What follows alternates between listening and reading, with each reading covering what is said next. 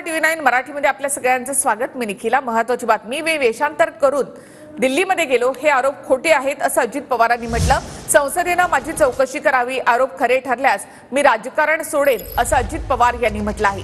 अन्यथा संसदेमध्ये खोटे आरोप करणाऱ्यांनी राजकीय संन्यास घ्यावा, अजित पवारांनी थेट सुप्रिया सुळेंना आव्हान दिलंय। संजय राऊत आणि सुप्रिया सुळे यांनी अजितदादांच्या अनौपचारिक गप्पांचा दाखला देत हा आरोप केला होता आणि याला अजित पवारांनी आज उत्तर दिलंय।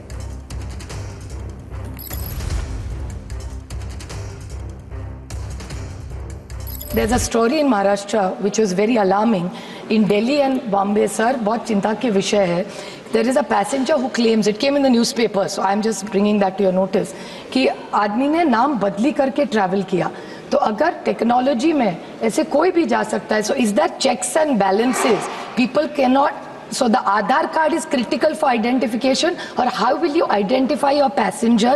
So does the name has to match the iCard? What is the technology available, or is it a face identity? Complete clarity, because it's a very alarming national security issue which has happened at Delhi and Bombay. Thank you.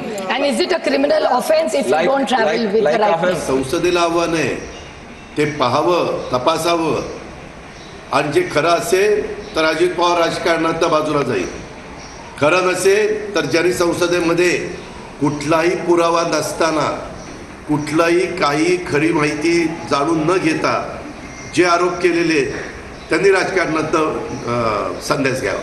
तर अजित पवार हे नाव आणि वेश बदलून जर प्रवास करू शकतात, तर उद्या या देशात कोणीही तसं करेल।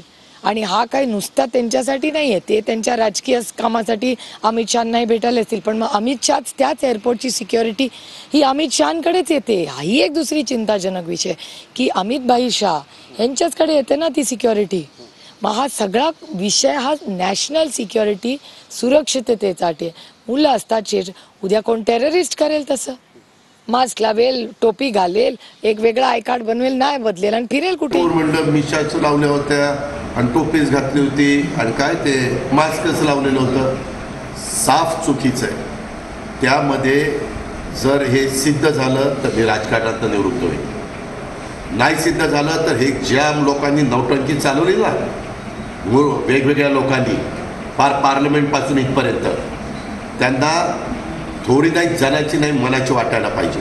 अजित पवार वेशांतर करून नाव बदलून दिल्लीत येतात, विमानतळावर त्यांना कोणी रोखत नाही। दोन्ही एकनाथ शिंदे नाव बदलून वेशांतर करून येतात, त्यांना विमानतळावर कोणी रोखत नाही। खोटं, याचा अर्थ त्यांनी बनावट ओळखपत्र बनवलेली आहे। जे प्रवासामध्ये बोर्डिंग कार्ड्स किंवा ओळखपत्र वापरली ती जप्त करून अजित पवार आणि इतर काही लोकांवरती गुन्हे दाखल करून राष्ट्रीय सुरक्षा कायद्याखाली त्यांची चौकशी होणं गरजेचं आहे। सकाळचा 9चा भोंगा लागतो, त्यांनी पण अजित पवारांनी असं केलं, अरे काय केलं, उगीच उचलली जीभ लावली टाळायला।